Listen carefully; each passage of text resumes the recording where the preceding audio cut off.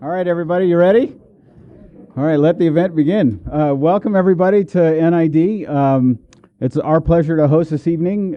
We did this on a bit of a quick turn, so I apologize if we've not got everything wired. We planned this and executed this in 2 days. Thank you to staff as we move forward.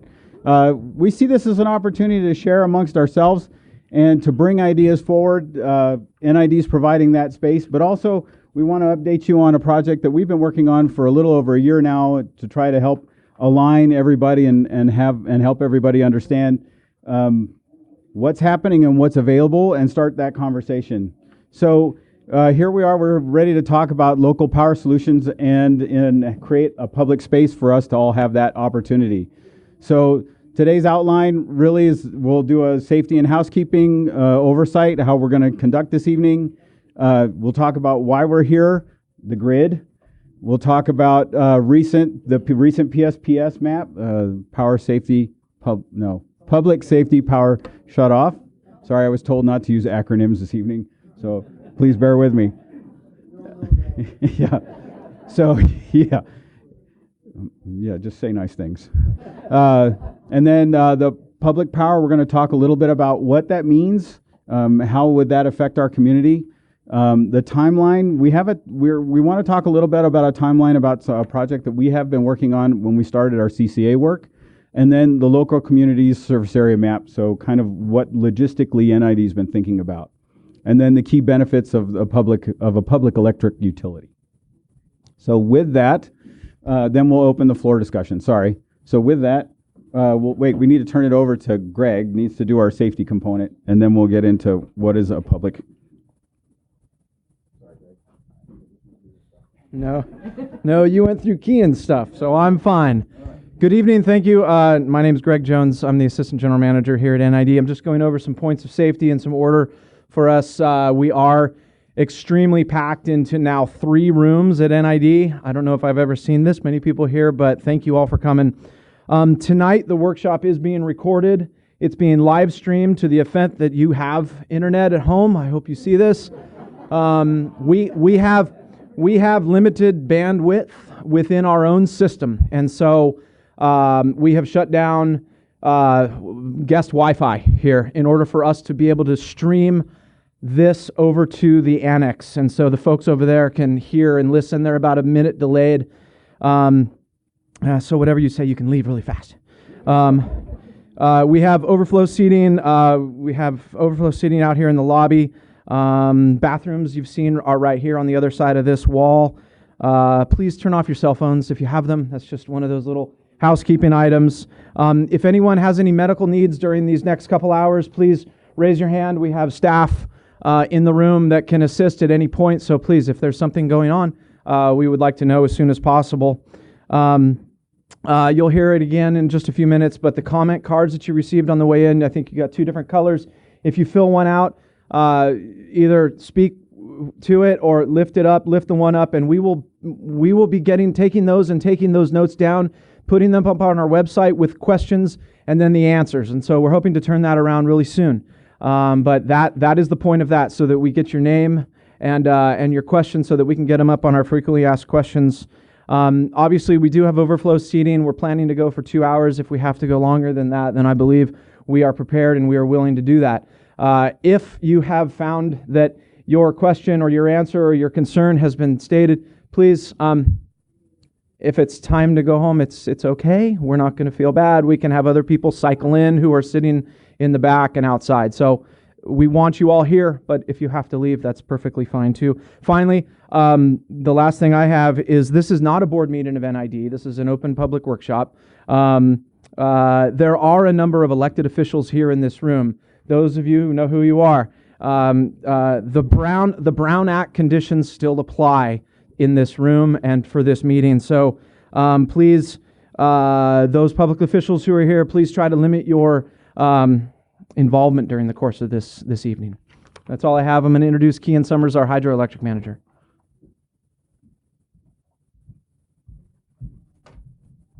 All right, thank you, Greg. So let's start and make sure we have a common understanding of what we're talking about here. All right, thank you.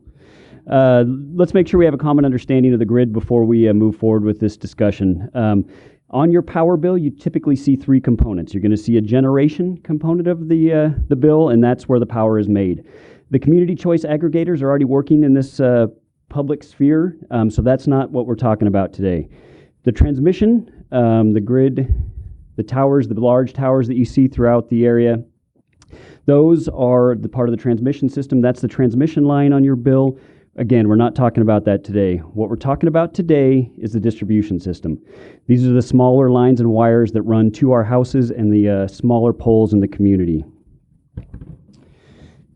We put this slide up there, but and I'm supposed to say something about it, but I think a lot of it speaks for itself. This is where we are. What does this PSPS mean? This means wholesale power shutoffs, absent of consideration of the local factors. This is a recent outage. This is not today's outage. This is from a few days ago.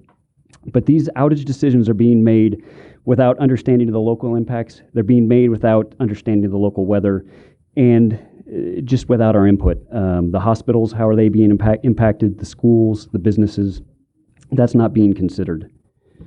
So let's talk a little bit about public power. Let's talk about the alternative to that. What makes public power? Public power is not for profit. The community is the owner. There are no shareholders to satisfy. There are no Wall Street hedge fund managers, just us. Public power is reliable. Public power, the average public power customer experiences 74 minutes of outage a year. The average investor-owned utility customer experiences 136 minutes a year. And that's before the PSPS. I don't know what those numbers are going to happen after this year. Public power is clean. Nationwide, 40% of public power is carbon-free. Public power has a proven track record. 1 in 7 Americans is currently served by public power today. Public power strengthens the local economy. It brings jobs to our community. Our engineers, our mechanics, our customer service people, they're all local. Last year, public power nationwide invested $2 billion into the communities that they serve. And then the lower rates. On average, residential customers of public power utilities pay 13% less than investor-owned utilities. And you can see some of the numbers here. These are California-specific numbers that we put in front of you to show what public power can do and how it can save you money, both residential, commercial, and industrial across the board. So with that, I'll hand it back to Rem. Okay. Now that I've broken the sequence. So the timeline, one of the things that we wanted to talk about a little bit this evening was this timeline. This is important because NID has been looking at providing power to the community essentially since August of last year. August of last year, NID began pursuit of a community choice aggregator. And I'll tell you that was purely selfish on our part because NID spends about $800,000 annually on our PG&E bill. So by creating a CCA, we were interested in trying to reduce those bills to pass that savings on to our water rate customers. When we started that process, though, one of the things that we did inside of it was we asked our consultant, EES, to look at distribution. What does it mean? How big is it? How much does it cost? Where is it? So they gave us a little draft report, and that went onto the shelf, and we never saw it again. Until we reached the PG&E bankruptcy on the 29th of January. The minute PG&E declared bankruptcy, NID moved forward on the Drum-Spalding project. So the Drum-Spalding is the generation project that is married with the Yuba Bear project that NID owns and operates. We did that in part with PCWA. So PCWA and NID formed a joint powers agreement. Both of our entities are positioned to capture that asset should, through the bankruptcy, that asset become available. So as long as PG&E owns it, that's fine. We'll continue to operate. But if it starts to move towards a third-party buyer, both NID and PCWA have a significant vested interest in protecting that asset and acquiring that asset. PCWA is the Placer County Water Agency, our sister agency to the downhill American Riverside. We won't try to do the compass. So in that process, though, we then moved on to distribution. The question that was faced by staff was, what happens if, through the bankruptcy, our distribution system within our service territory is put up for grabs? What is NID going to do then? And so we then moved back into the space of how do we acquire those assets and what are the feasibility studies that we need to do that. So that occurred in roughly July of this year. So we went to the board gave direction to make those feasibility studies robust enough to make decisions. So you can see the board expanded our feasibility studies in August, and we have been running. I can tell you, senior staff has spent many a night running to build the necessary business plans, transition plans, feasibility studies, and whatnot to inform the board as we move forward. In that process, we have watched San Francisco PUC make an offer to PG&E for roughly $2.5 billion. Just so everybody is aware, we understand that there is active conversation going on between those entities. Also, South San Joaquin Irrigation District has been pursuing those assets since roughly 2005. They have submitted their bid as well. And then most recently, Valley Clean Energy, which is in Davis, has also submitted their bid. So we've been working with those three entities, so 4 in total, as we move forward. And so we're in a space right now where in the bankruptcy, so all of that's happening. We're in a space right now in the bankruptcy where exclusivity on the debtor's plan, so on PG&E's plan for reorganization, that exclusivity ends on November the 20th. That means that the two plans, because one other plan got put into the mix, so the senior, the tort claimants and senior debt holders were also able, through judgment, able to put their plan into that exclusivity area. So right now there's a conversation about whose plan moves forward. Our concern right now is that there is an opportunity for our community to put itself into this space, much like Valley, San Francisco, and South San Joaquin. The board is in the process of reviewing that, but we want to hear from everybody in this room about the ideas so that we can bring those ideas into an offer or a potential acquisition as we move forward. Understanding that the Tubbs court trial will happen in January and February, but everything ends on the 30th of June of next year. The minute that die is cast, then the window truly closes for us. So we've been working really hard internally to start developing the idea, but so that everybody understands, this has been a long process to get us to this place. So when we start talking about things, please understand that we've got a year under our belt so far as we move forward. So with that, this is the logical service area that NID has been looking at. So you can see that the dark black line, this line, am I taking somebody's spot? No, okay. So the black line is NID's current service area. So you can see that the majority of we'll call it olive color, pistachio. I don't know that I can see that color really well. So the majority of the service territory is already within NID's existing service boundary. There is this lobe up here that has essentially a substation that's feeding up there. The Lincoln substation extends beyond, and then the 80 corridor.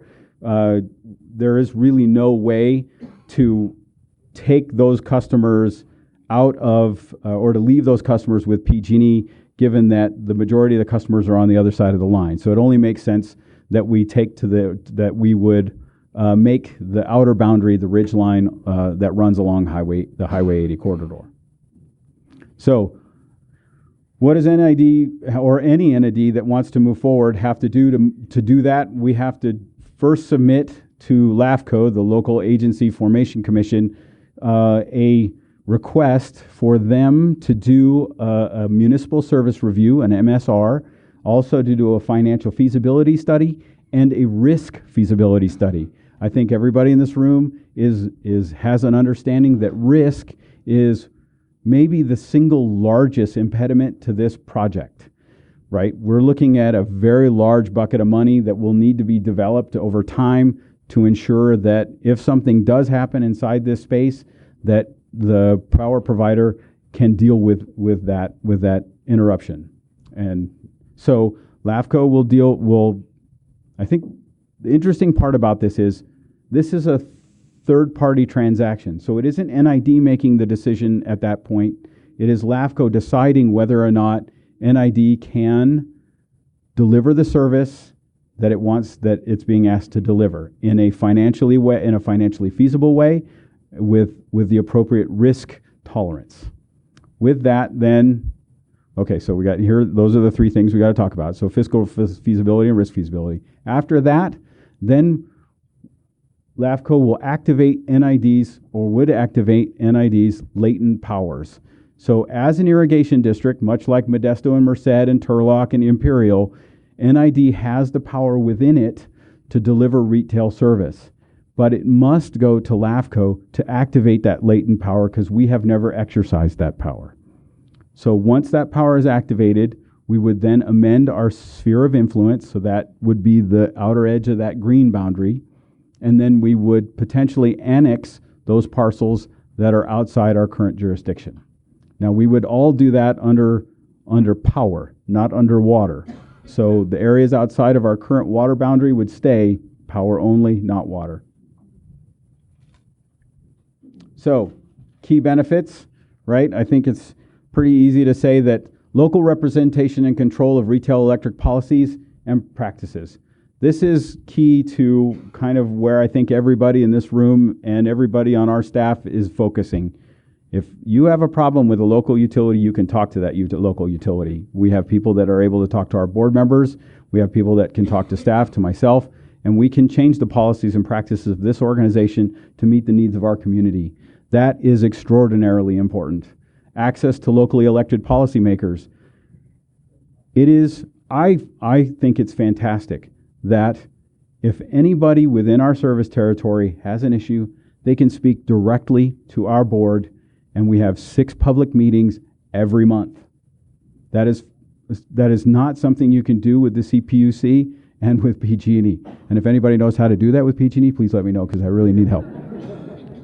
So increased reliability of service, right? If you have a local service provider like NID, you can be assured that even in the 7th public safety power shutoff, which we are in right now, your water service provider is executing 100% of its deliveries and has done so since this entire thing started. So again, you can speak to the utility, and you can ask it for reliability of service. And that comes from the public utility factor, right? We run a system on reliability. On the private side, they run it for a different reason. Reduction of utility revenue leakage from our local economy. Our studies show that the revenue package here is roughly $165 to $170 million annually.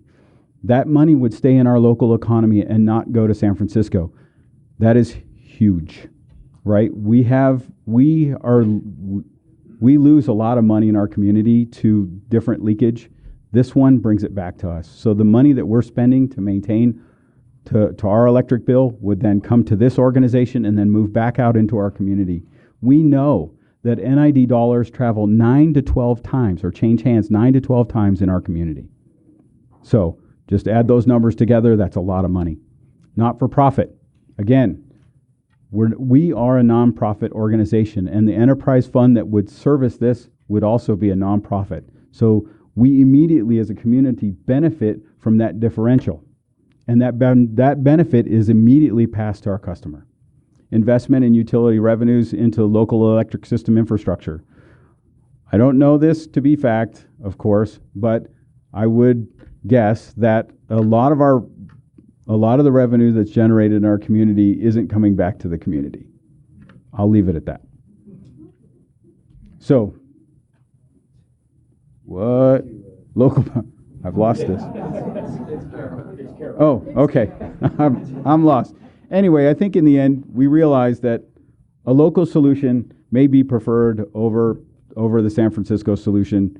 And given that it doesn't look like we're going to have a way out of what continues to happen to us as a community, I think that there's a real conversation here to be had. And I encourage everybody in this room to speak up and to share your opinion and share your ideas, of course, in a constructive way, so that we can try to capture that and incorporate those ideas into our plan to move forward. So with that, I will turn this over to our Sergeant at Arms this evening, Ms. Carol Schofield. Thanks, Rim. All right, so the first thing I need to know, does my makeup look okay? Well, because I had to put it on in the dark, so I just wanted to ask. Okay, so first of all, greetings all, and thank you all for coming out tonight. It was sort of like, would they come? It's dark. Do they want to come out and care? You know, how much do we care? And the answer always in Nevada County is we care. So that's pretty awesome. Thank you. So we want to honor everyone that came out tonight, and we don't want to be here until 3 in the morning. So we have some ground rules, and we're going to ask you to respect those ground rules and honor the people who have come as your neighbor and friend in this process. So the first most important thing from my perspective as a speaker is this thing works when you have it in the right place. Obviously, this is not the right place for me. So the right place for me would be here. So when you come to the microphone, and I'm going to be standing over the door, and I'll give you a gentle reminder about this, is that please make the microphone to match your height, or non-height as it is to me. And speak into the microphone. We have Magic in the background who is going to help us with levels and all of that, but we really count on you. So we have a couple rules. Everybody knows I love rules. So we have a 3-minute rule, and we're going to hold you to it this evening. So at the end of 3 minutes, and this magic little thing over here will light. I left my magic make it work, but take my word. It does work. So at 3 minutes, we're going to ask you to wind down, and I'll determine wind down. If you see me heading towards you, you're in trouble. If I get to this thing, you're off mic. Just saying. So, and we're also saying to you that you will have one opportunity to speak this evening. So, unless by some miracle we get to all of you and it's not 8 o'clock, then we'll take a second question from you. How's that? We're also here to talk about great ideas, input regarding developing the local power solution. So we're not here to talk about other issues. We're talking about this one only. So if you get off track, here again, you'll see me coming from this direction. And I will be inviting you to join the audience. Be respectful of each other. We are a very respectful community. We're all in this together, folks. We all don't have power. We all have issues going on. So no side meetings. We're trying to get this to everyone in a good sound. And if there's lots of noise in the background or people chattering, we won't be able to hear from the microphone. And the cards. Now, I think you had some explanation of them when you came in, but we are going to take a break. And during that break, if you did not get a card or you're sitting there and going, well, I want to make a statement or I do have a question. So the yellow cards are for those of you who have a burning issue and don't like these things. Then we will address the question. We do have a panel who will be answering some questions, simple ones, obviously, because here again, we have some time constraint. The blue card is you are willing to take it on. The microphone and 3 minutes. So we will be putting people in groups of 10. And in just a minute, I'm going to call out the first 10. And when that happens, if you are in this room, you are going to go out that door, make a left, make an immediate next left, and come down the hall to right where this good-looking gentleman is in his red hat. All right? If you are up at the annex, if you hear your name, head on down, and there is support staff up there to get you down here safely. If you're in the lobby, you just come down the hallway. See, what else do I need? Everyone who asked a question on the yellow card, if we don't get it to it this evening, what they'll be doing is taking all those questions, the question and the answer will be up on the website. So you'll be able to actually get your question answered. We have a new website coming up for that particular piece, so stay tuned for that. So we're ready. Everybody ready? Oh, one more. Oh, okay. All right. All right. So would the following 10 people head towards, if you're in this room, the back. If you're in the lobby, head down the hall. And if you're at the annex, head on over. Kirk Ferris, Lynn Eli, Don Cohen,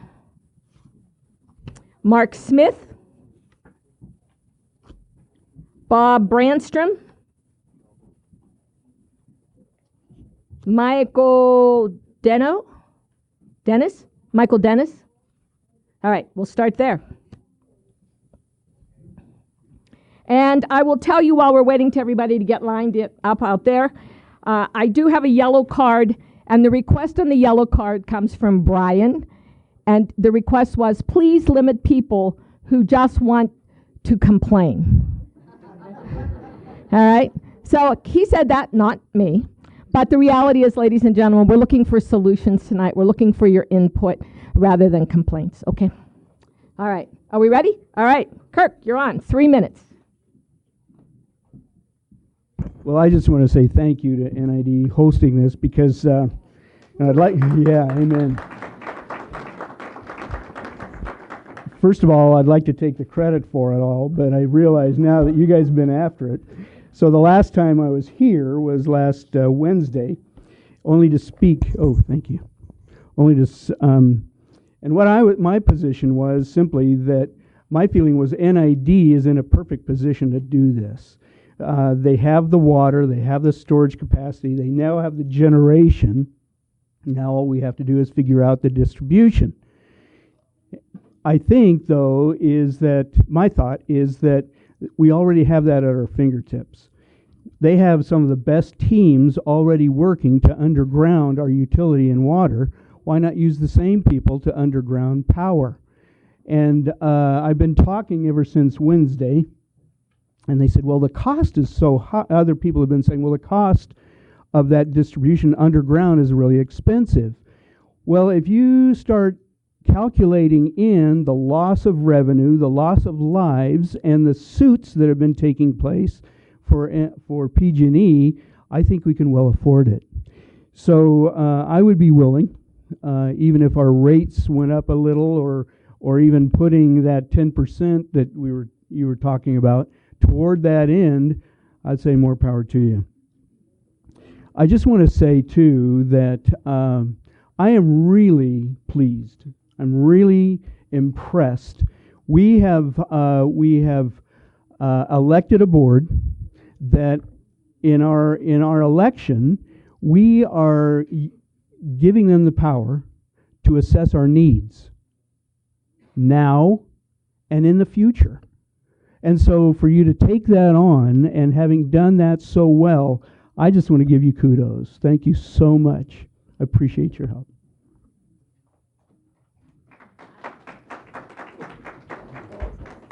And so, okay. Well, you had a minute left. Okay, good. Thank you.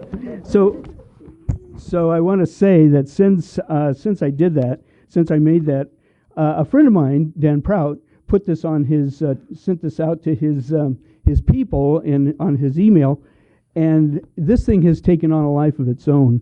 And so I've gotten email letters that I'll give your secretary, and I've got over 135 people, and they're still coming in to support this very action. So thank you.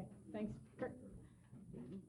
All right, I'm not going to come up after each speaker, but just as a general reminder to the speakers, these are really good-looking dudes along the wall here, but you really need to speak this way rather than that way, because when you speak that way, you're not speaking into the microphone.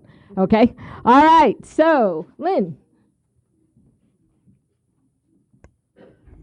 Thank you so much. Lynn Ely.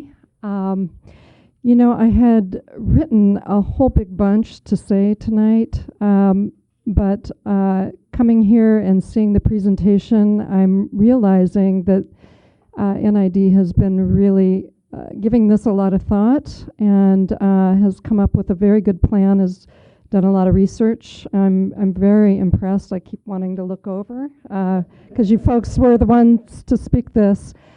I think at the end of this presentation, what I was left with was just the question about having one entity that would be in charge of our utility.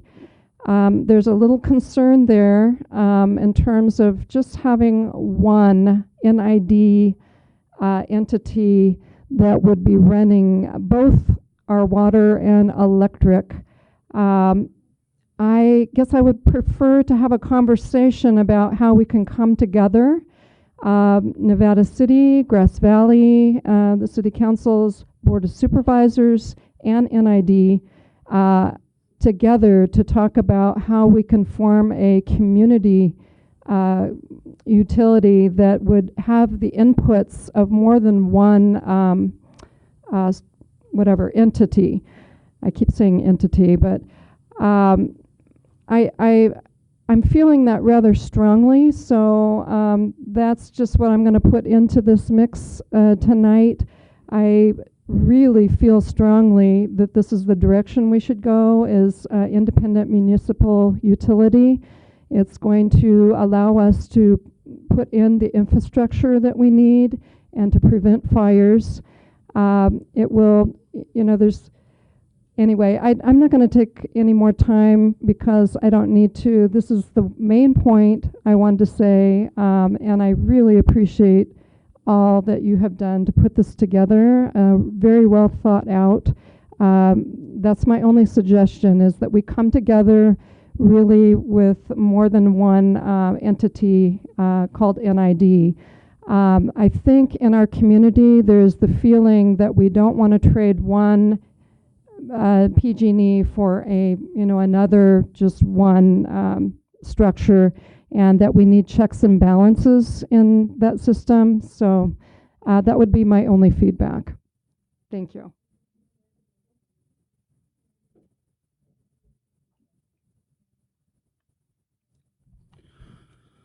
Well, this is my second time through this process. I don't know how many of you remember the first time PG&E went bankrupt. Back in around 2000. Don Conan. But PG&E has been here before. I don't know if NID lost any money in that first bankruptcy, but I'm guessing they might have. The thing about the power shutoffs is PG&E is just shutting down the power lines in huge areas. And if we had our own electric company, I'm not saying they would never have to shut the lines down for the wind problem, but they could be much more finite in what areas they shut down. The other thing is, I don't know how many of our board members make $1 million salaries. Anybody? No, I didn't think so. But PG&E people make huge salaries, and their accountability to ratepayers is non-existent. Because they're a private company, they have a responsibility to the stockholders, and that's it. So we need our own public utility that actually cares and has a voice on the electric system, and has people they elect to represent them. So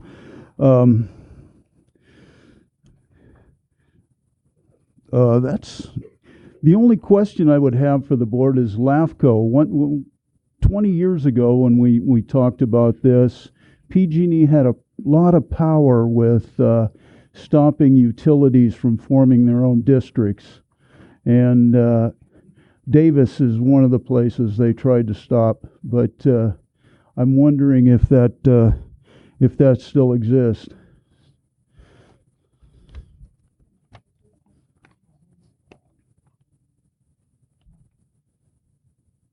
So the question, can you hear me? Yeah. All right.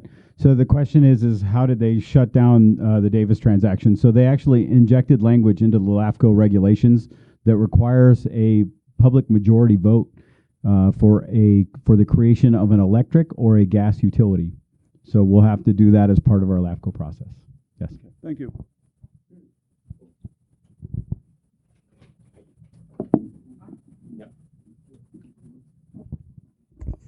Hi, Mark Smith.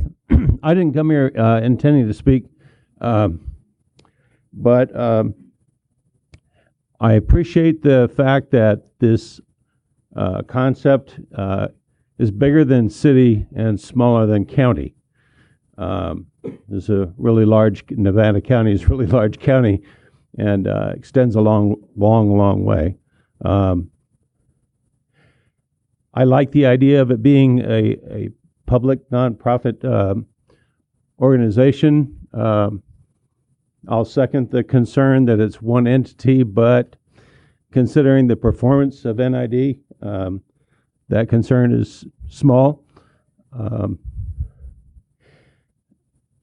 Two other things, and one is that last night I was reading, and I don't remember because I'm old, what the actual word was, but there's a piece of safety equipment that has GPS built in, and it can sense if there's a short or a break in the line in between any of these two units. And they also shut the power down before the lines can hit the ground. Okay. I still don't know it because I didn't hear you. But the point is that, I mean, I live up on Quaker Hill. It's a forest. And there's no way to know what tree is going to come down and what tree is not, and what branches are going to come down and what is not. And that, it concerns me. My wife is terrified, has been since we moved here, of fires caused by just a branch coming down and causing a short circuit. So I don't understand. I mean, from my understanding, these things were figured out like over 30 years ago, and I don't understand why we don't have them like every 5 miles. It makes no sense to me at all. And to shut down the entire state, basically, is just mind-boggling. What the irresponsibility that's been demonstrated by PG&E.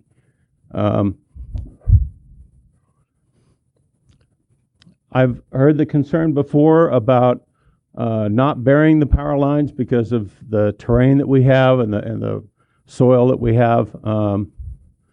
And I mean, I don't dig trenches for a living, and I don't know about that stuff, but I do know that at least along Quaker Hill and Red Dog Road, it wouldn't be that difficult, in the outlying areas, it wouldn't be that difficult to put strong conduit a little bit above the ground and then cover it with rock and gravel. And then that way it wouldn't get run into by a truck or be damaged because a tree fell down, but at the same time, it wouldn't be flooded because it's underground, because I lived in areas where that happened. But it also wouldn't be hanging in the air for the trees to give us a problem. So I'm sure that's my time, so thank you. Ladies and gentlemen, we're going to take a quick stretch break. We're having some technical problems up at the annex, and we don't want them to miss any more of the conversation. So if you'd like to get up, move around a little bit, don't go too far, because as soon as we have it fixed, we're going to start back up, okay? Thanks.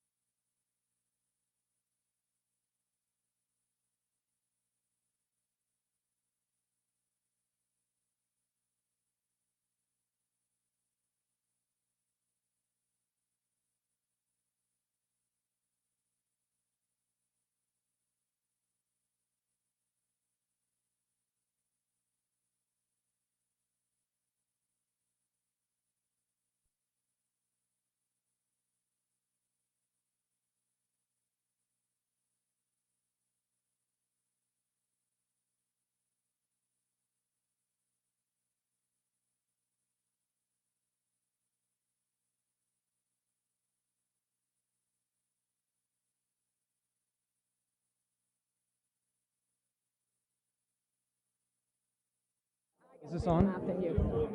Welcome back. Welcome back, ladies and gentlemen. Welcome back. We're going to resume. All right, don't let me down. I always tell people I can bring back a crowd.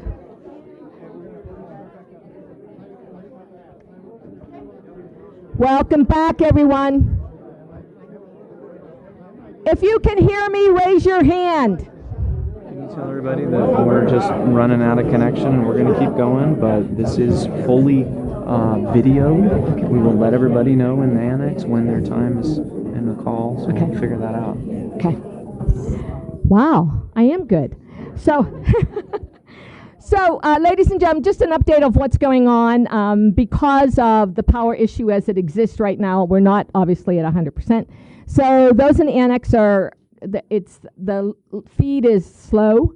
We're going to keep going, and we're going to do the best we can, but we are recording it. We are live, so everyone will have an opportunity at some point to go watch it all again. And the website will be up, and the questions and all of that will be there too. So we're working as hard as we can, and I thank you all for your patience.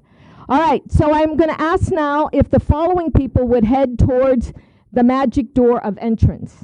And that would be Brad Fowler, Jeff Henninger, Marinda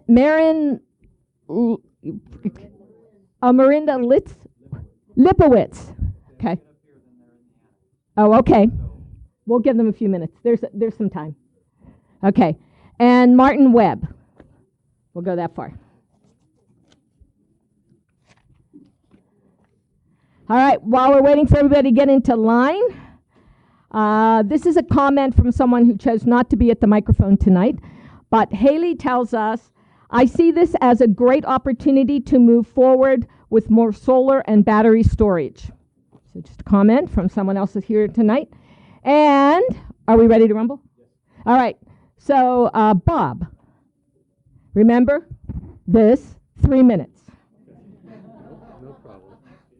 Well, I didn't think you'd be a problem. I just was, I'm of the age I need reminded a lot. Bob Brandstrom from Grass Valley. I want to thank NID for taking the lead on this and providing us a useful introduction to some of the possibilities we might have here. I am an unabashed supporter in principle of public power for the reasons that were provided. I spent a lot of time in Sacramento before moving to the Bay Area and before coming here, and we always had power through Sacramento Municipal Utility District. That's my vision, is a municipal utility district, and it's unclear how that relates to what NID is proposing. Obviously, with the bankruptcy timeline, the amount of time required to set up a municipal utility district is very short and probably not sufficient. So I just want to list some of my concerns about cost and other things. This is a huge expense. Buying infrastructure from PG&E means the initial purchase if you can reach an agreement. After that, they've done crap, to be honest, maintaining their system. That burden would then be dumped onto us. So we need to know what the cost is of repairing and bringing that system up to speed. Then there's the cost of ongoing maintenance. All of those are issues that I trust NID will be looking at. I'm also concerned about NID being too hooked into its hydro infrastructure, and with lots of technological changes taking place, I see the possibility of microgrids and things like that coming in, and I would not want to see those things squelched because they didn't fit the NID model. We need to be open to those kinds of things. So that's something else. The other thing is, if we were to go ahead with this, NID would be responsible for a lot of pipes and poles. Those pipes and poles could just as well carry broadband fiber optic cables, and we desperately need that in the last mile in this community. So I would want to make sure that that became, in the long run at least, part of anything we look at in this community. this proposal is bigger than just NID. The city of Grass Valley, the city of Nevada City, and the county are all players in this. It's not just NID. So my recommendation would be that as NID goes forward in the short bankruptcy time frame, that they appoint an advisory committee made up of representatives from the cities and the county, and look around for local experts. We have an incredible array of talent in Nevada County, and I'm sure we have engineering and financial expertise here that could be put on an advisory board that would be very, very helpful. Thank you.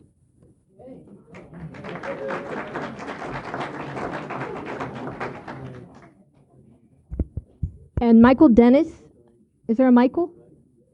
Okay, he was called in the last group, but I guess we lost him. All right, Brad, reminder, the clock's right there, and the microphone is here.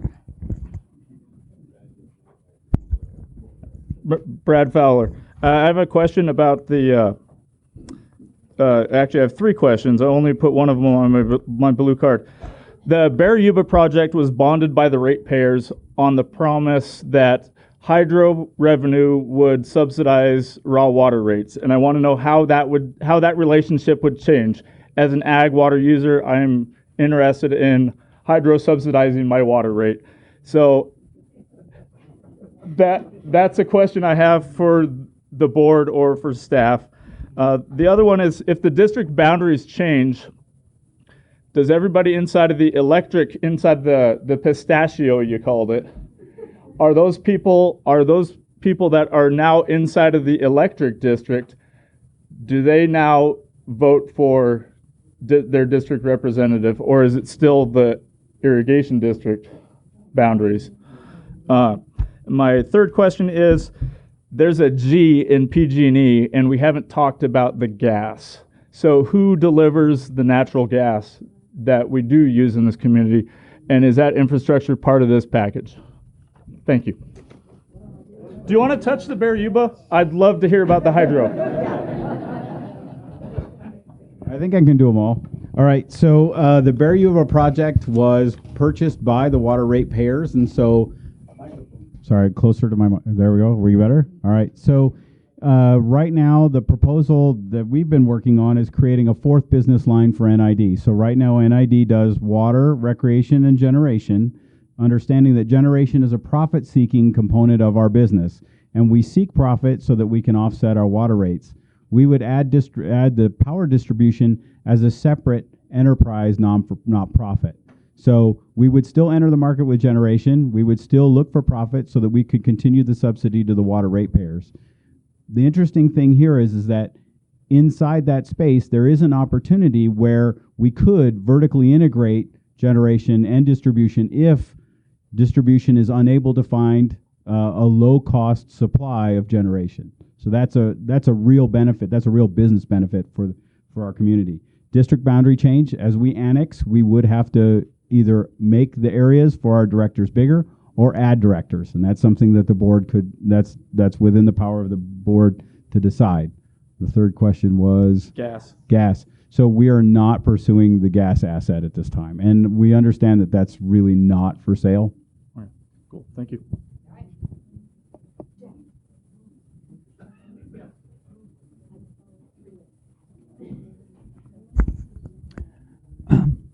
Good evening. My name is Jeff Henniger. I think we all agree that there's been an inconvenience that we've all experienced because of the blackouts by PG&E. And I think we're all probably in agreement that there's benefits of being a public utility versus being an investor-owned utility, and there's potential benefits there. My question that really has to do with this, and first is, what type of cost analysis has been done on the part of NID in regards to we have an existing aging distribution network. So that already is failing. So what is the approximate cost, and what would that reflect to ratepayers, NID ratepayers, to bring that up to a functional level that we wouldn't be having these blackout type of situations? Also, the acquisition cost of this infrastructure, what does that cost? And both of these are very big dollar figures. What's that? Oh, and would like to know, so does does does NID have the deep pockets, the resources to be able to do this? Are you talking about doing bonds you're going to float or whatever to try to do this? I also want to point out that who is going to run this energy company? I know that it sounds like you have some generation, hydroelectric generation capabilities, but the procurement, I don't know what percentage of that generation meets Nevada County's electrical needs, and what other percentages might we need. And right now, because you're not dealing with the transmission part of it, and if you're going to be using transmission lines to bring in solar or to bring in wind turbines from Montana or whatever, if there's these same type of incidents that are going to be shutting down the transmission lines, we still could be suffering from these type of interruptions, unless what the earlier speaker mentioned was unless you create a microgrid type of situation where you're looking to really co-generate in-house right here in our own distribution network, which would be an ideal. But I want to know where the expertise is to do this, because I see when Rockland is talking about buying PG&E infrastructure, you've got Lincoln talking about this, Yolo County. They're all working with being annexed by SMUD, who has this in-house expertise and has been doing it for years. Same thing with Yolo County with the clean energy. And an earlier speaker mentioned this is important. I'm interested in how does NID propose to engage with the public, and I think an advisory public board to participate that with the people that have the expertise would be very beneficial in moving forward. So thank you.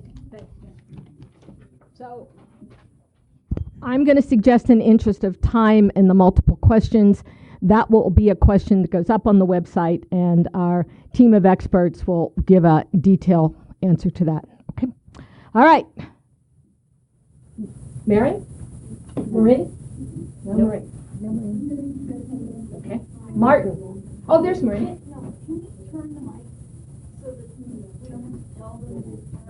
Turn the whole podium. Turn the podium. Twist it clockwise. Towards them? Is that good? All right. Wow. I didn't know you got... Oh, that's the other piece of the puzzle. We're live streaming. Are we okay? All right. Okay. See? They really do think you're good-looking dudes. All right. Martin.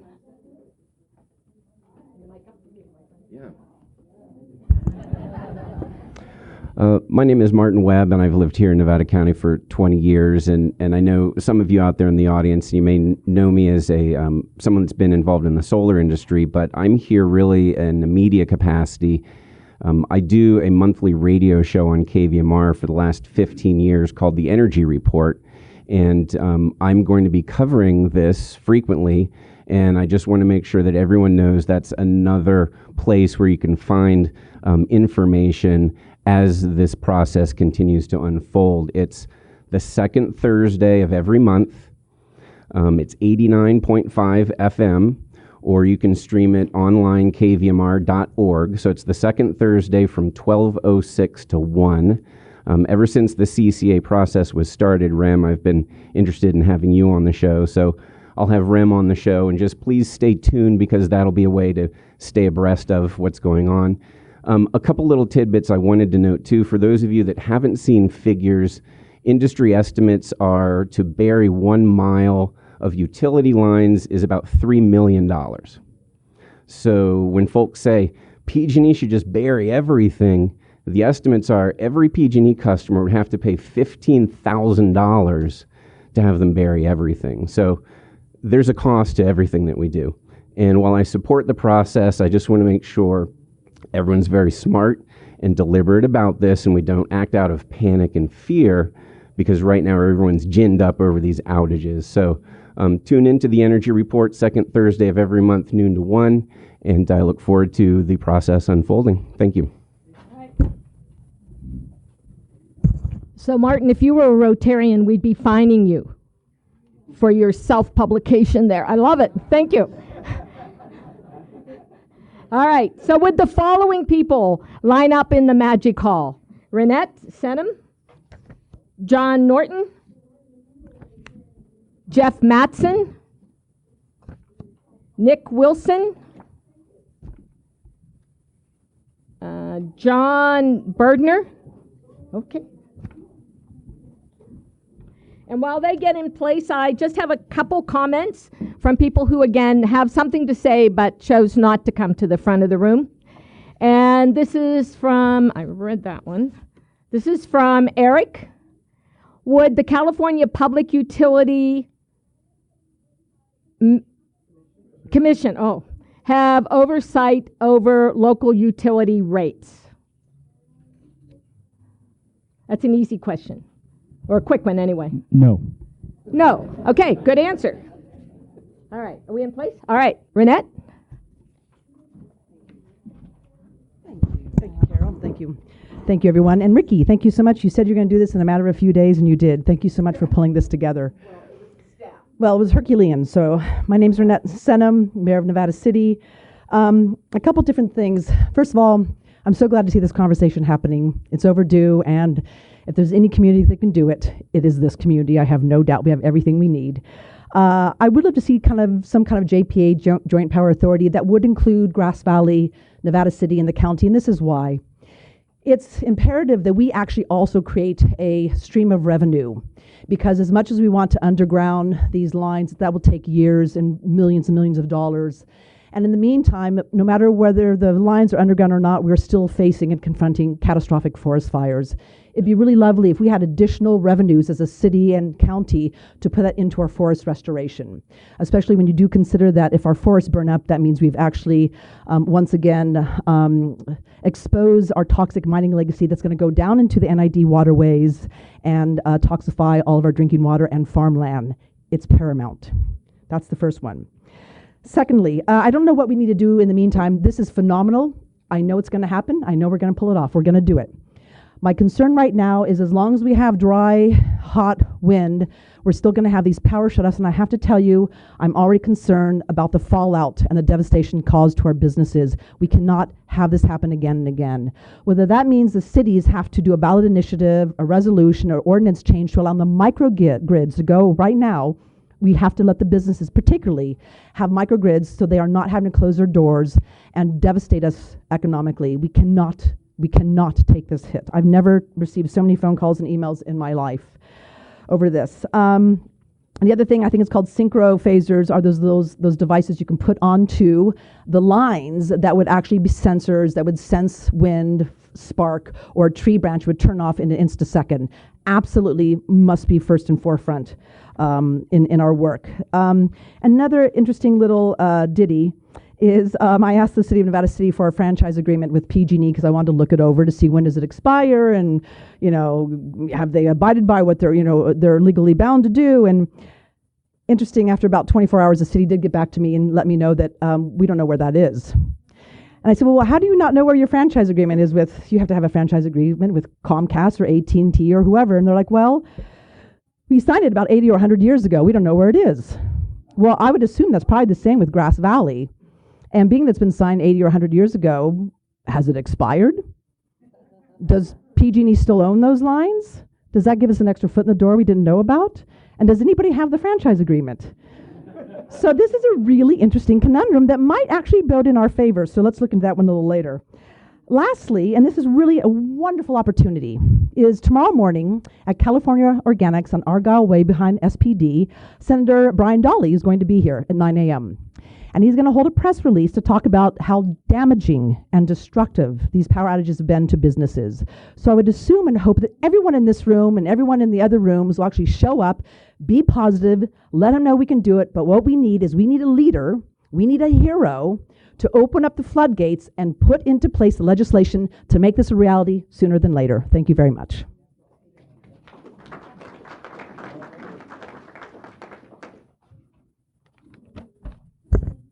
Thank you. John Norton, Penn Valley. I support the concept of local control of our power distribution, and I applaud NID for opening the dialogue on how to make it happen. But I think NID should take the lead on this at this time. The reason is the NID just adopted a new budget for 2020 that is unsustainable. NID is spending the savings and depending on more rate increases to dig out of this hole. I think that joint community public utilities should be formed with cities and county government and NID as a participant. Thank you.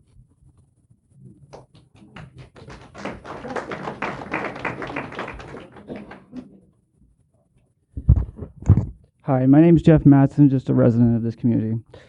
I would like to address the lines that you're concerned about are probably going to be taken down as maintenance-wise because there's better lines that SMUD uses, much thicker cable, everything copper, and they can handle the winds. The concerning about the fires, I understand just from seeing cut down trees recently of the beetle infestation because it's sad. The coverage of all this, I believe we should go into bonds. We should show LAFCO we mean business. We should not stand on our laurels and all this. Let's get it started now. I really feel the big picture of things would be the proper steps for proper growth for the future of ourselves and our children. Okay? So I just want to say SMUD is a good example. I've enjoyed it. They have a good, reliable representation of what we can all strive and go for. And thanks for going this far. I'm very proud of you guys, so thank you. Okay? That's all I had to say. Anybody else? Thank you so much.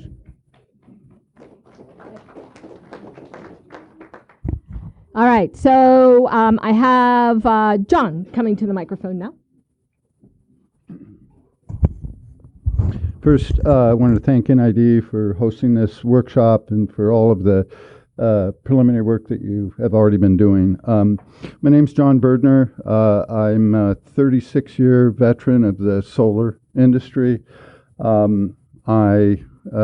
Basically, I don't know if people know it, but Nevada County is one of the birthplaces of the solar industry in the United States, actually North San Juan.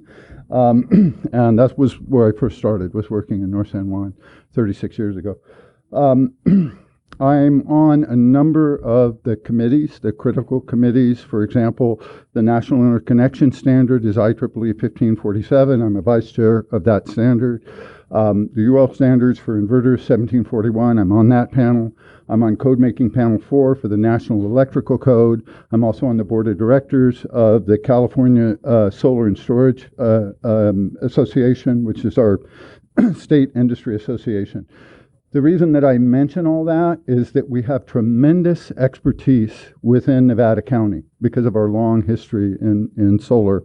And I just wanted to let everyone know there's been discussion about microgrids, and microgrids are clearly a way to improve the resiliency of our grid so that we don't have to shut down huge areas. The technology exists today. We can do this today. And it can be done cost effectively. So what's really needed is just, a plan to do it. The investor-owned utilities have no interest in microgrids because it's counter to their business models. So that's the main barrier, but the technology exists. I was talking to some friends at DOE first thing this morning, and there are resources at the national laboratories who will assist us with technical expertise. This is all very doable. Let's talk about cost briefly. The best place to look is the island of Kauai. Kauai Island Utility Cooperative. They just did an agreement with AES out of Germany. They did a combined 28 megawatt solar, 100 megawatt hour energy storage for 11 cents a kilowatt hour on a 25-year contract. And that was like a year ago. Tucson Electric just did one for 9 cents, okay? This is doable. And locating that storage near our city centers will allow us to provide the resiliency. And the only other thing I would say is whatever we do, there needs to be a balance between the centralized resources and the rooftop resources and the behind-the-meter assets. And there is now new requirements coming in under 1547 that all of that equipment must have internet connectivity, and that would give NID the ability to control those behind-the-meter assets. So I look forward to working with you soon.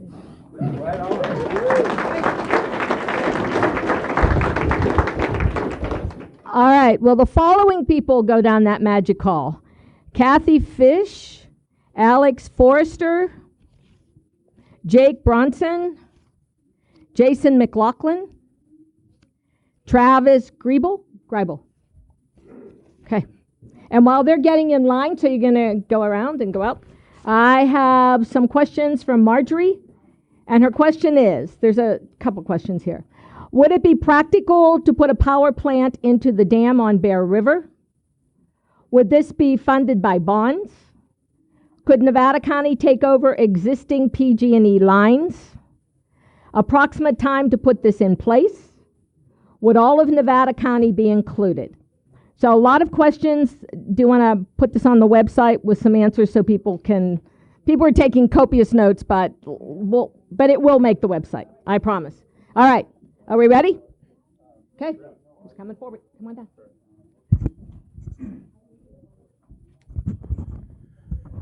Hi, my name is Jason McLaughlin. Just about born here, grew up here. We have a lot of amazing people here, and thank you for all attending tonight. I'd like you to know that there are a lot of engineers in this community. I'm one of them. And so hopefully we've got a few brains to put some new ideas together because we need them. Right now we have kids that are not in school. They've been out of school for days already this school year alone. We have critical infrastructure to maintain. That includes the hospital. We have elderly. We have people that have medical needs. So not to mention the businesses to keep us employed and proficient, and the schools to keep us educated and moving forward. So we really need to do something quick. We have a few ideas. Obviously, increasing the surgical precision of the events that have been taking place lately is paramount to reducing the size and the timing of this problem. And that doesn't necessarily eliminate the need to shut power off yet. If you compare what happened over the weekend to 2 years ago and look at the number of fires that were caused in a very similar event with these northeast, very dry, very fast winds funneling down the canyons, we've probably averted a catastrophe by now. So what's going to need to happen is, see how much time I've got. We're going to need to certainly focus our attention on tightening the size of these shut-off areas. We need to consider the vegetation that's already around these power lines, but I have to say a lot of work's been done already. We have a lot of people involved with the Firewise communities here. I want to say thanks to everybody who's already done work. And we've got a lot of work to do, but it's definitely improving. And so that's been important. And next will be to get these lines and the infrastructure to a suitable condition, and then consider alternate power sources.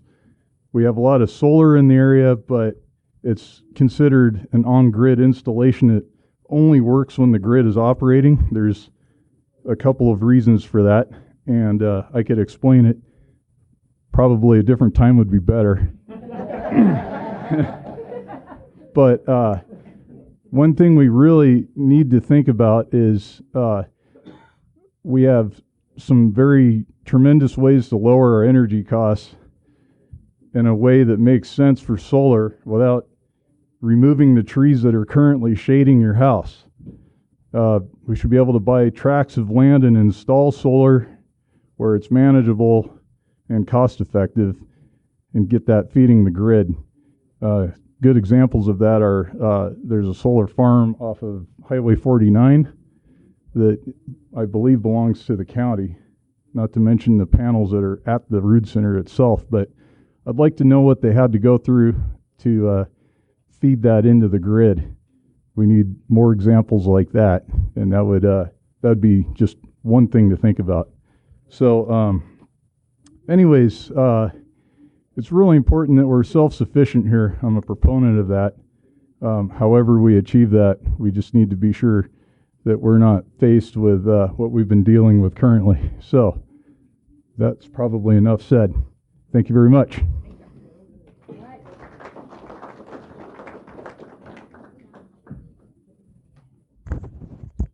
Somebody left their notes here. My name is Kathy Fish. I'm a permaculture land consultant, and I also teach FireWise landscaping for the Fire Safe Council of Nevada County, and I worked for the Arizona Solar Energy Association 37 years ago, educating people about alternative energy. I want to say that even though we're having a blackout, this is about electricity, not about power. Look at our power right here. We're powerful, and thank you for reminding us. I really appreciate it. So one of the things I want to talk about is farmers. I've been meaning to ask you this for so many years. I've never gotten around to it. What happens when the grid goes down? How do you get us water? You don't have to tell me right now. How does that water come? Because I've got water in my ditch, and I have to tell you, I'm very thankful. But a lot of farmers I know don't have any water. And it's really important, besides keeping the businesses going, that we keep the farmers going too, because it's a very hard time to lose your water right when the harvest is happening. So I'd really like to know that. I've been wondering. I've heard a lot of rumors. You don't have to answer this right now either, but I've heard that you guys sell hydroelectric power to PG&E at wholesale, and then it turns around and you have to pay retail. I don't know if that's true, but that makes me kind of feel sick. It really does, because, it's our resources. Is there a way to do this without copper lines? Is there any way to do this? The copper line thing, it's so outdated. It's 19th century technology.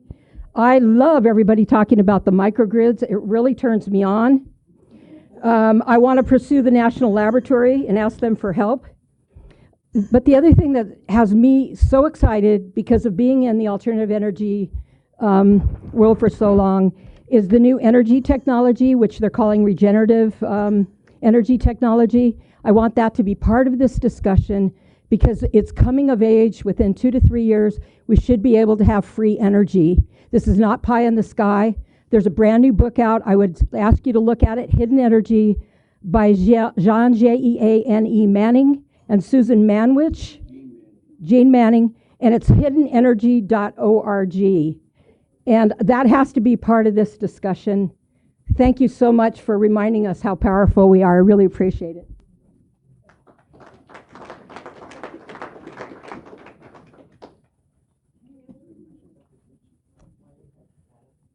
Hi. Hi, my name is Alex Forrester. I live out on the ridge, and I endorse those speakers before who have talked about this. It's not just an NID problem. It's a city problem. It's Nevada City. It's Grass Valley. It's Grass Valley. Okay, sorry. It's the county. And so the microgrid solution, I think, is a very powerful and good one. And the solar solution is one that we have also. But there's another element here that could play a major role in your generation of power. With a very little solar, you can run that electricity through water, and you get hydrogen and oxygen. So you store the hydrogen in a propane tank, and then you take that hydrogen and you burn it at night or when there's clouds, and you generate, you don't burn it, you put it back together with the oxygen in a fuel cell, and you get power and what else? Water. You get the water back. And so here's this complete loop with no pollution and hardly any waste of energy with what we already have. And what do we already have? We have water and we have solar. So why not? Now there are 7 companies worldwide that are making hydrogen-powered cars. They've solved the fuel storage problem, and there's a station in Roseville, and there's another station in Reno. And who is right between these 2 stations? We are. And so why not do something that could begin to build a whole other regenerative part of our economy? Now, my wife and I have invited 2 people who, one is an inventor and another is an engineer, And they have been doing this on the East Coast for 14 years. And we're going to find out in a couple of weeks how they do it and what it might cost. And we are going to make their engineer available to, I hope, you guys, and you can ask them questions, give them your base information, and they can then from there begin to do feasibility, because we can do this. This is all off-the-shelf stuff. It's been happening for a long time. These car companies have been working for 10 years on this. So it's here. Thank you.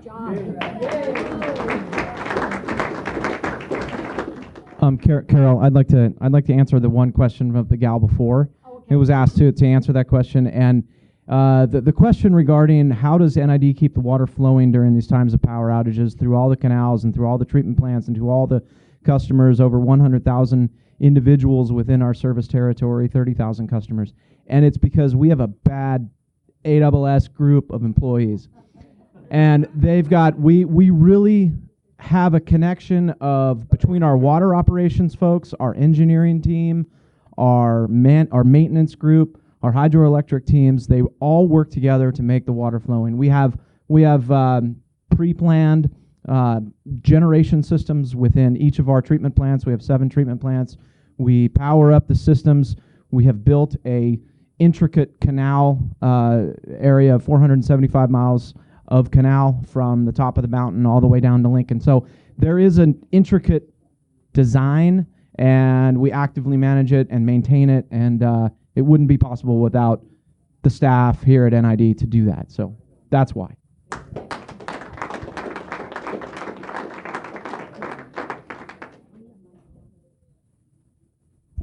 Greetings. Excuse me. I would. Oh yeah, my name is Travis Griebel.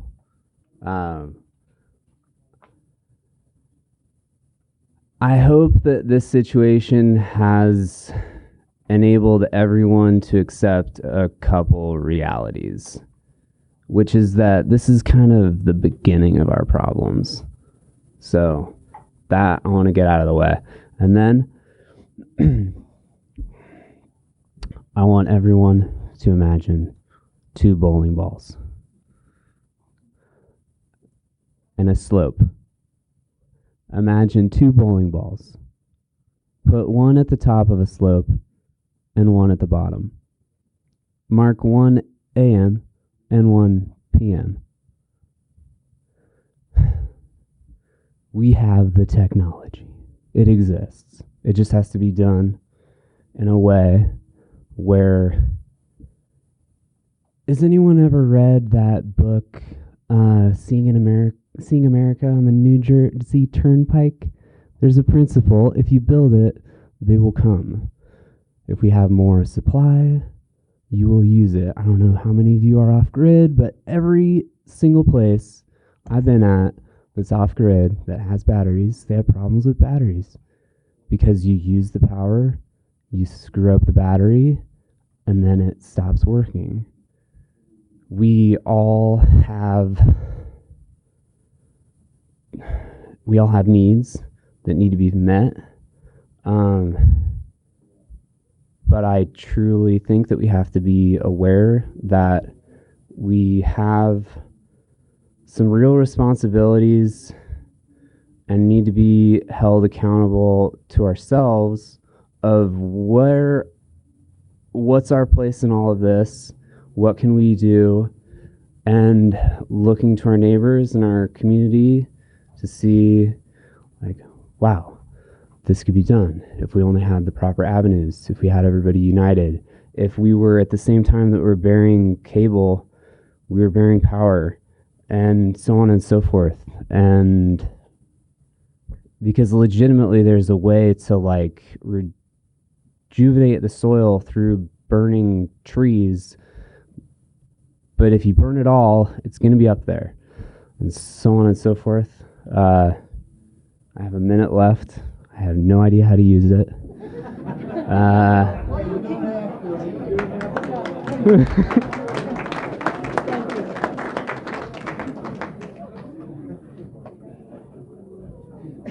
Hi, my name is Jake Bronson. I live in Nevada City.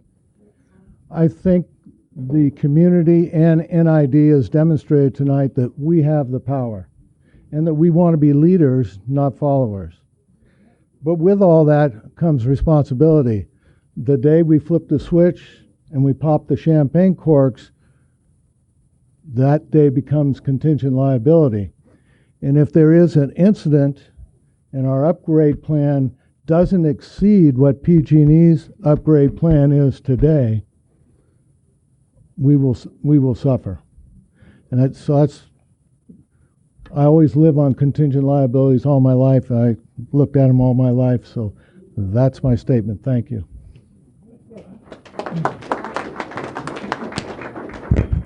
So, ladies and gentlemen, we're pretty close to the end of the questions we have, but I think everyone needs a stretch break. Just take like a 5-minute stretch break. We'll come back up. We'll finish questions, maybe some closing comments, and then we'll be done. We probably are not going to make the 8 o'clock hour. If you need to move on and you feel pretty good about it, please don't feel like we'll have our feelings hurt if you leave early. And everything will be up on the website.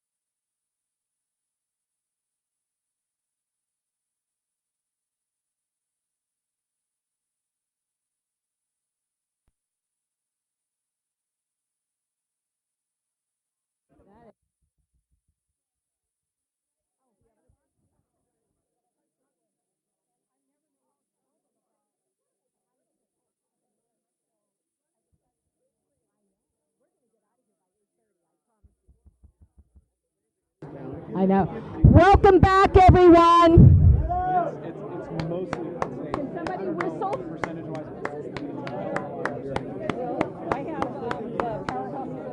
Is that a blue? Yeah. I've been reading it like crazy the last week to kind of understand the history of all this, because it's been incredible. To look at it and to hear Renette say that maybe if they're out there and watch PG, please do. Thank you for sharing. I know. That's interesting. Thank you.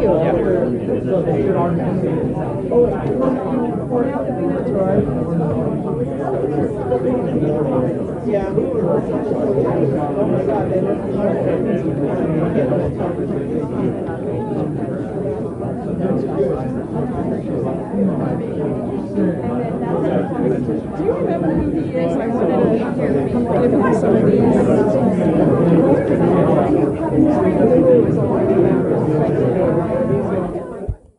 Welcome back, everybody. Welcome back. If you can hear me, raise your hand. If this was an auction, you would all be buying something and it would cost you a lot of money. So, all right. So, ladies and gentlemen, my prediction is, with your support, we could probably have ourselves out of here at 8:30, max. So, we have some more blue cards. We have yellow cards with mostly comments, a couple questions. And what we're going to do with those is they're going to go on that magical website with the question and the answer. So please copy that down. There. Can we clear that?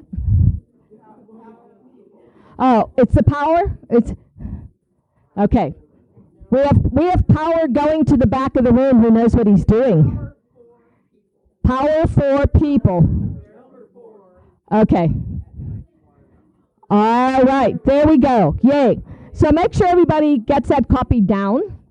All right, so will the following people go down that magic hallway again? Carol, that's an email address. For the website, they're going to have to go to the district's main website, and there'll be a link there. Oh, okay. All right. So did everyone hear that?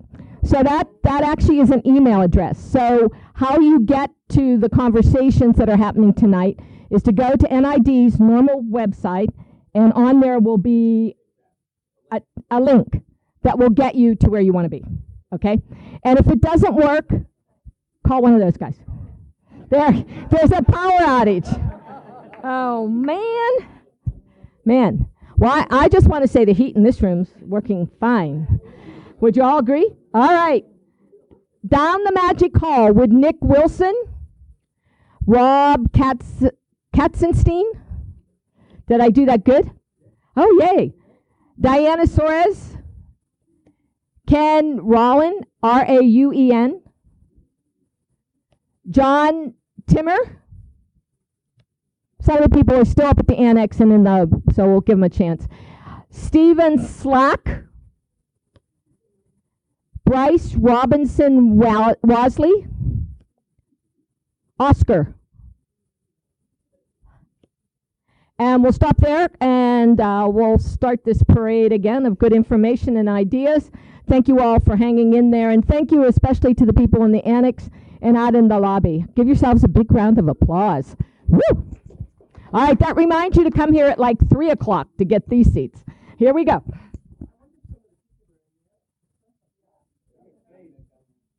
I think there was some conversation. Someone went out to tell people that they could come down, but I don't know that they went up to the annex, Greg. So maybe we can we get up to the annex? All right. Oh, I can. Oh, all right. Hello. So, all right, if you're at the annex and would like to join us, we have about 5, 6 empty seats. Or 10.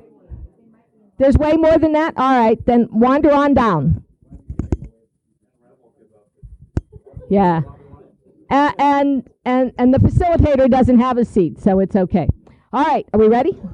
A reminder, make sure you are speaking into the mic, and remember you have 3 minutes, and please give your name at the beginning. All right. Come on down.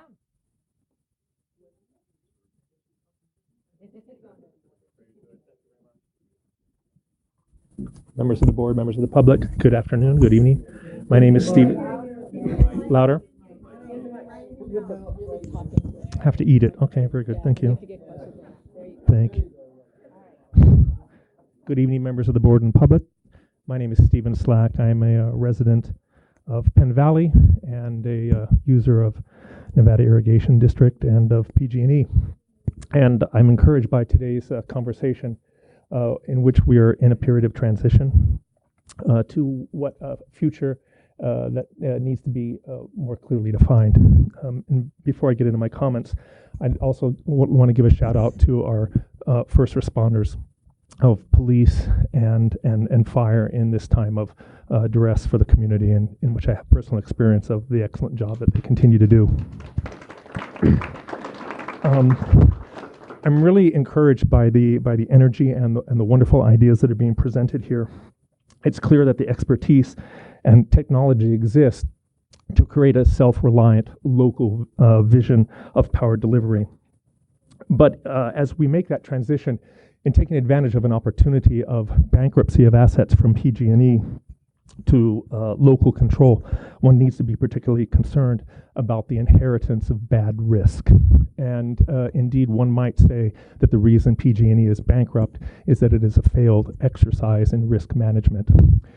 Before the board takes on this type of issue, I would encourage it to seek counsel from risk management advisors so that they can adequately quantify what risk would look like in a joint power agreement between our cities, the county, and the irrigation district.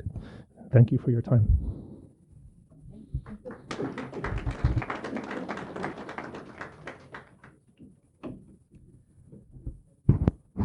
Hi, everybody. Dinah Suarez, Colfax, California. I was sitting in the annex, and John Norton's comment got caught up in the buffering, and we missed it. But I would like to say that I'm in favor of publicly owned power and microgrids. I come from Colfax, and we already belong to a CCA in Placer County called Pioneer. It doesn't include the distribution lines, so you can imagine how upset and devastated I was to see that NID was coming across the river and taking over Colfax.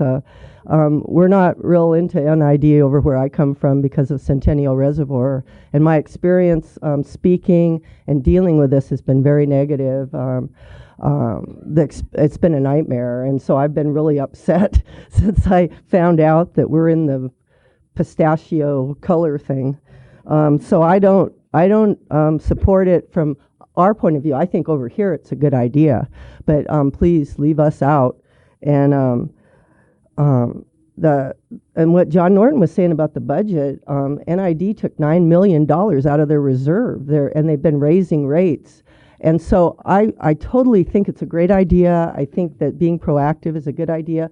And I think the entity that you guys want to form would probably be a separate municipal entity that can get the bonding and the support that you guys need over here. And I myself are going to try to go solar, I think. Thank you. And we go off. I mean, the CCA didn't fix it. Picking up the utility lines is a great idea, and the microgridding, and I totally support it, and I hope that you guys all come together and get a good, responsible public utility district. Thank you.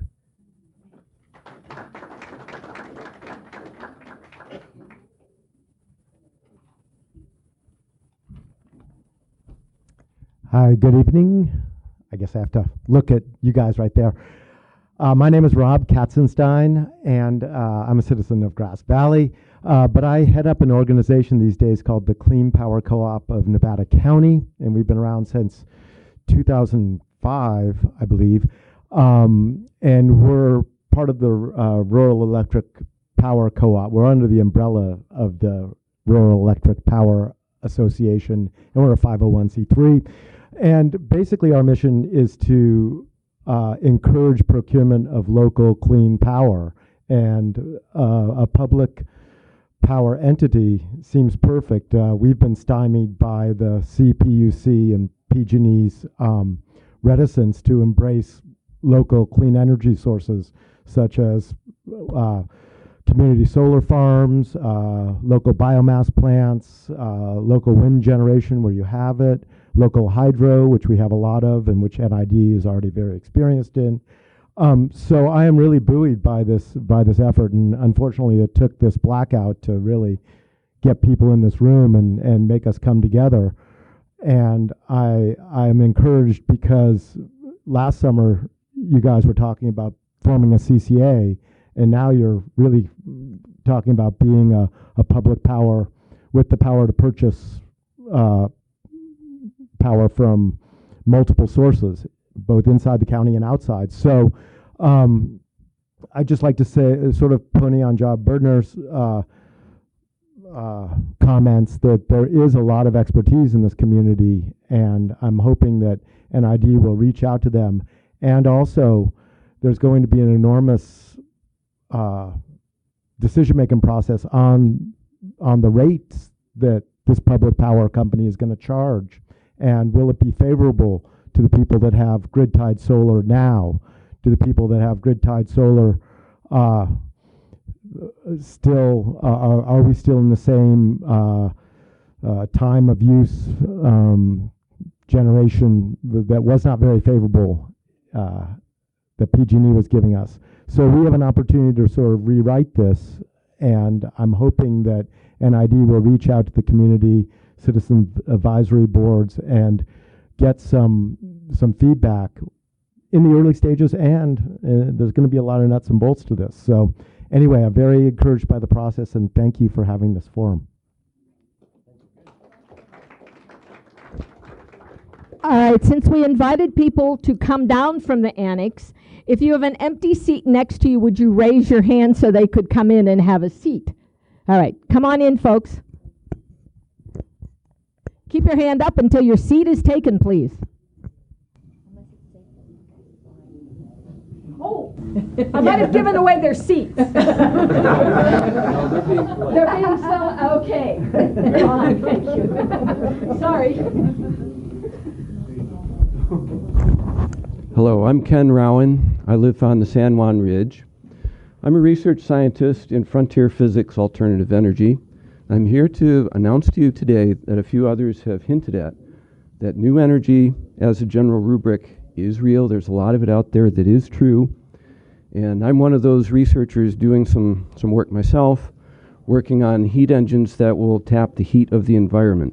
The science has been identified, the technology is identified, and the questionable physics has been experimentally demonstrated. I've given 4 lectures at international science conferences attended by university physics professors, and no one has found any flaws in the work. This is one compendium of such research published by the American Institute of Physics. There's some real science going on. Things are changing, and they're coming up soon, but the mainstream media won't tell you about it. I have a startup company of which I'm chief technology officer in Santa Rosa. We're real small right now, but we're starting to go somewhere, and we just want to let you know things are happening. Any questions? We're not taking questions, sorry. Just Okay. statements. Thank you. Oh, you went. This is just a collection of lectures from a conference at the University of San Diego a few years ago from the American Association for the Advancement of Science conference, and my lecture is just simply recorded in here in text form. Thank you. All right, thank you so much. All right.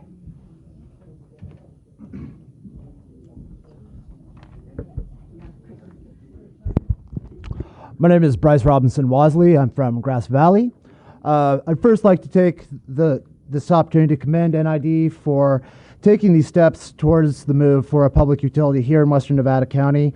Both myself and the persons with whom I've spoken about this over the past week see this as something that has been a long time coming and much needed in Western Nevada County for years. Myself, I grew up in Rough and Ready, and I was evacuated for the Tronner fire in 1992, which, for those of you who remember, was caused by the failure of a PG&E transformer that burnt down Rough and Ready those 27 years ago. So for at least 27 years, this has been something that has been needed. According to your information sheet, PG&E has declined offers from utilities in San Joaquin County and in San Francisco for the purchase of their distribution equipment. My question is, would PG&E be able to, or I'm sorry, would NID be able to and be willing to use eminent domain to take over that transmission if need be?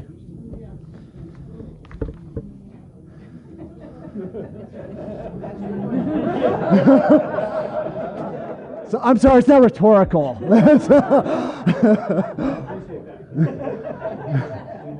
I mean, if you're willing and able to give an answer now, yeah. If you have to think about it, I understand. So the question is would NID use eminent domain? I don't know the answer to that. That's a board decision. Is that available to the district? Yes. Okay, thank you. And it's available to the cities and the county as well.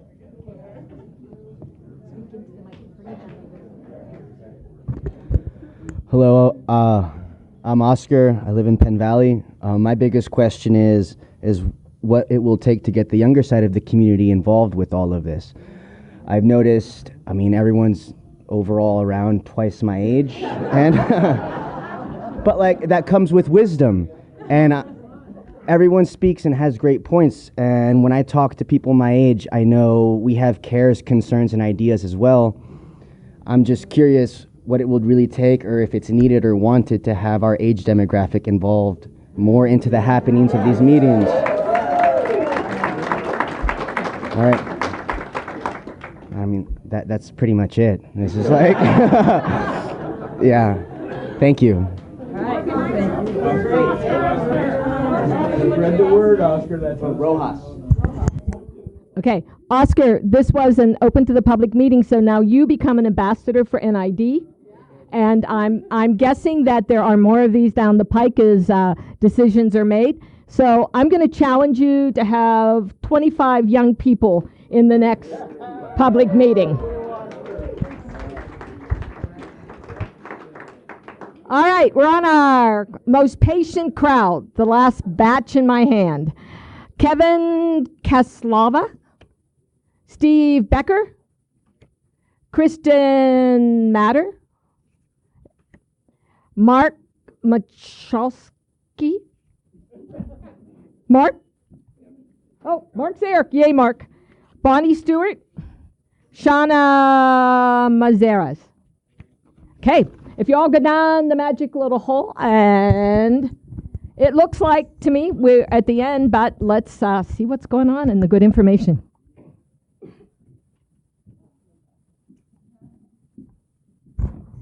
My name is Mark Mikalski.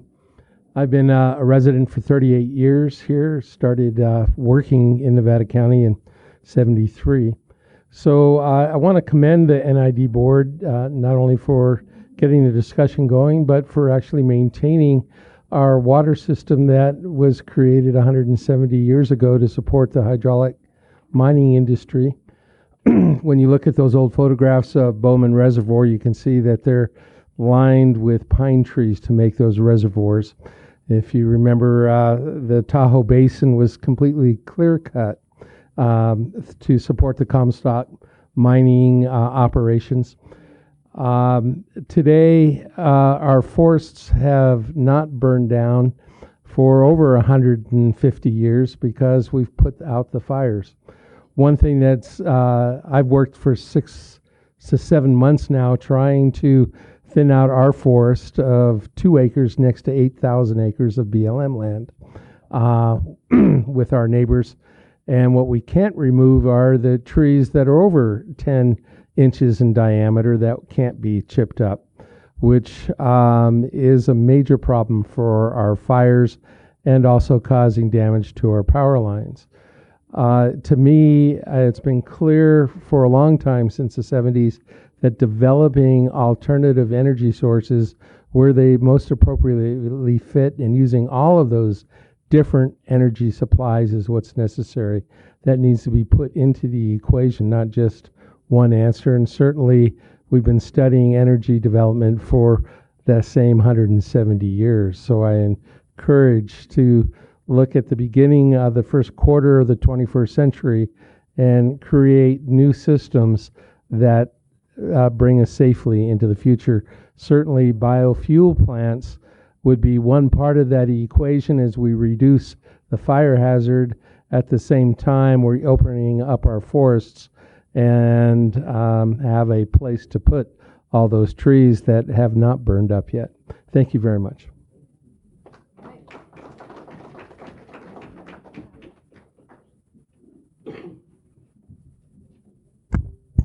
Good evening, everyone. Can you hear me all right? My name is Kevin Kaslava, and who I am and what I do is much less important than what I have to say. What I'm here to say is that the status quo cannot hold. You all know this. That's why you're here today. We are looking at a situation where our power supply, which supplies almost everything essential to us that we would call civilization, is in jeopardy. And the entity that we have put in charge of this, PG&E, has no clear plan to solve the problems that they have created. The future looks drier. There will be more fires. There will be more PSPS events. And the only real solution going forward is for us to localize our supply of power and really our supply of all of our own vital needs. We cannot be reliant on outside forces in a changing world. When we look around this room and when we look around our community, we have the expertise and we have the ability to fulfill all of our own basic needs. But if we do not act decisively, and if we do not act now, we will find ourselves in a situation where we lose all of these things that we hold dear to ourselves. As one of the many people who has spent about half of this month in darkness, I have become keenly aware of exactly how crucial it is that I have a supply of electricity. My business, like so many other people's businesses, will not survive if I cannot put myself in a place where I can have internet, have power, have access to refrigeration, food. We have chosen, as a species, to move to a model where our basic needs are supplied from outside, and this has worked for a time. But moving forward, it is clear that everything that we need, we must supply for ourselves. So while there are many people here debating the how and the why and how much these things will cost, the basic truth remains that we must decentralize, and we must localize our own power generation, because without that, we will not survive as a community that we know and love. Thank you all for coming here tonight.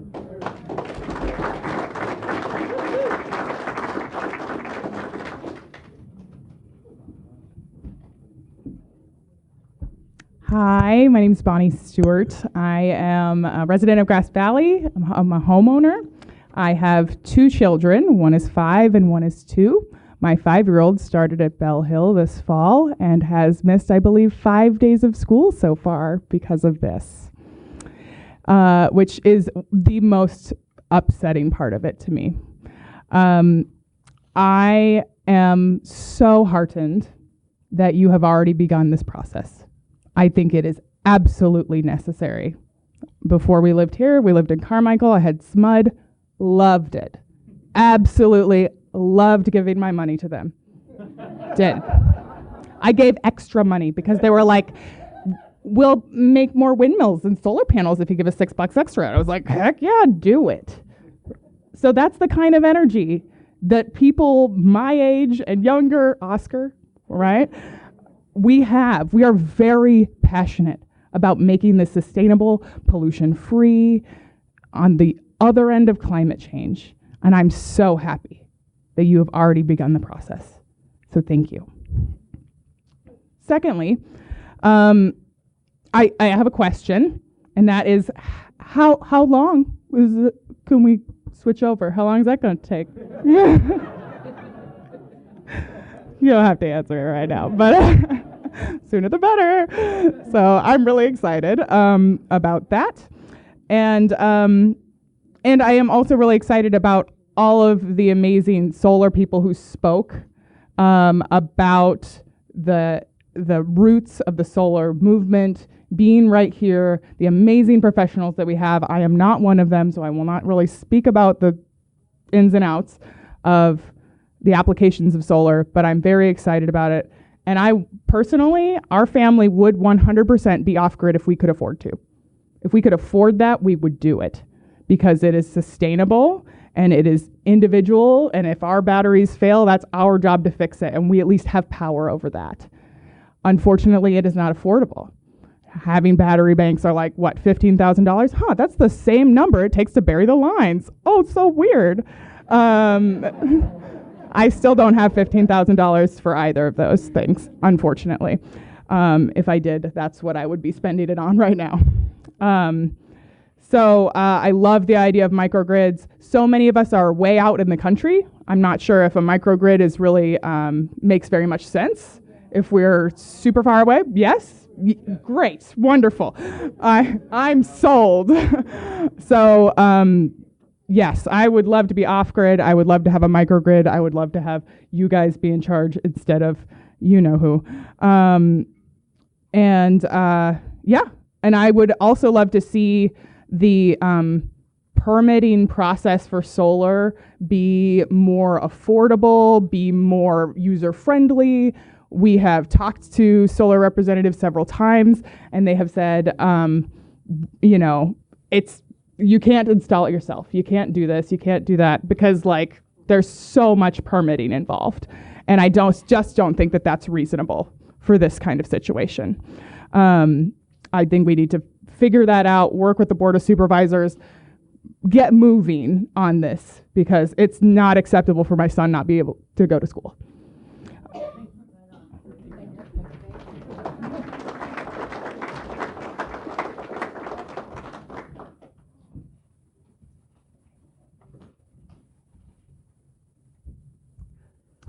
Hi, my name is Shauna Maziars. I am a resident of Nevada City, and I also own a business in downtown Nevada City called Three Forks Bakery and Brewing Company.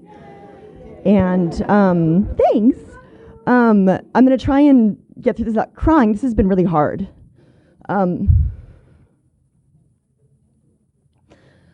This has been really, really hard for my business. It's been hard for my 43 staff. And you know, we're a fairly strong business, and we are going to be operating at a loss this year. No fault of our own, and it's incredibly.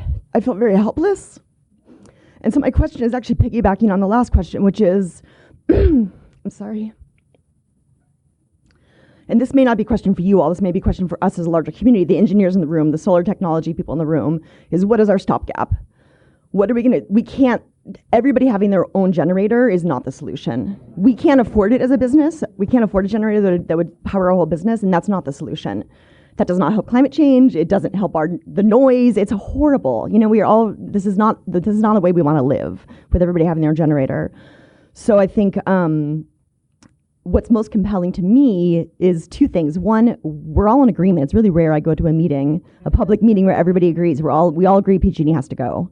That's incredibly exciting to me that this community we're ready to move forward, whether that's you all taking that on, whether that's you being part of it. I don't know what the answer is, but I'm so excited there are so many brilliant people in this community asking those questions. I know this conversation is happening at multiple levels. I've been having it every day. Well, I sit and tend my generator. People come by and we chat. And I think, you know, as many folks have said, we have the money in this community. We're a very wealthy community. We have the will. We have the smarts. Secondly, what's most exciting to me is doing it in a way that honors the watershed. So thinking, what is the way we could do it better? The way we've been doing it doesn't work. And so can we figure out how to do this in a way that is an improvement on the existing infrastructure? I mean, we have to, beyond making it smaller, which is already an improvement, but doing it in a way that is beyond what we've ever thought about. And so my sort of second question, besides the sort of what are we going to do in the meantime before we can figure this out, is what are our current, and I know somebody asked earlier about current hydropower and how many homes we could, homes, businesses, how many people we could supply with that, but also solar, so rooftop solar, county-owned solar, et cetera. Do we know those numbers of how much total energy is already being generated within Nevada County? So those are my two questions. Thanks.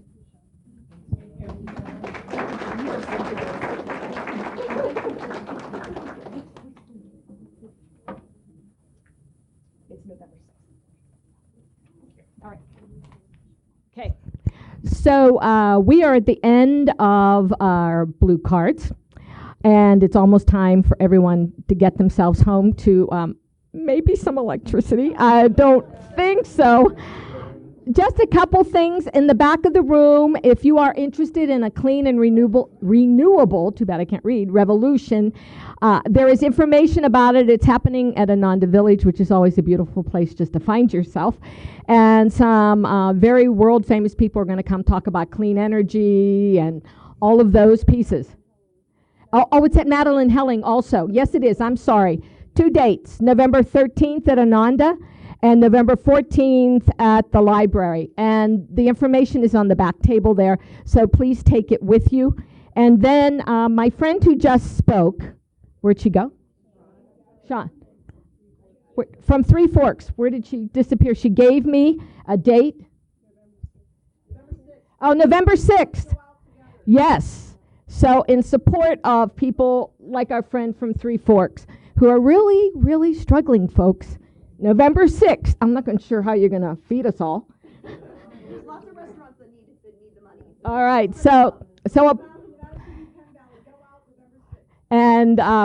As a personal invitation from me and everybody who came tonight, we're vested in our community. We want it to work, and we can do it. So we are almost done, but the powers that be, you want to goodbye, hello? What are we going to do next? All right.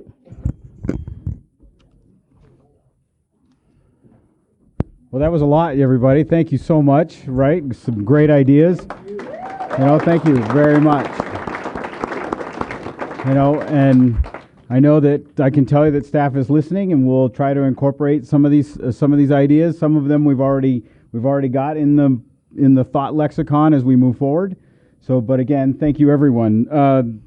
This meeting tonight will be on our YouTube channel, so if you want to go back to it and go back through it, and if you have other ideas, please send those to powerforpeople@nidwater.com. We will do additional public workshops in the future as we continue to roll this idea forward. We will also be in Placer County. We have met with county representatives and a few representatives of the cities, and we'll complete that circle here very shortly. We look forward to ongoing ways for NID to engage with all of you, both young and old, and younger and older. And so with that, thank you so much, and I hope your generator is still running when you get home.